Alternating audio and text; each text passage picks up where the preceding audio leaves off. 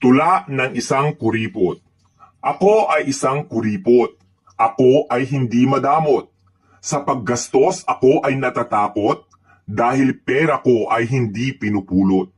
Kuripot ako at ipinagmamalaki ko na hindi ako umaasa kahit kanino. Okay lang kung magkuripot man ako dahil pera ko naman ang sinisinop ko. Ang pagiging kuripot ay hindi masama hanggat di ka nanloloko ng kapwa. Kaya wala akong dapat ikahiya kung naiinggit sa akin ang madla. Kuripot man ako sa inyong paningin, kinabukasan ko ang aking iisipin. Mga paninira ng iba ay di ko diringgin dahil ang makikinabang nito ay ako rin. Hindi kasalanan na maging kuripot ako, ang masama ay ang pagiging maluho. Huwag magpasikat kung hindi naman totoo, lalo nang kung sa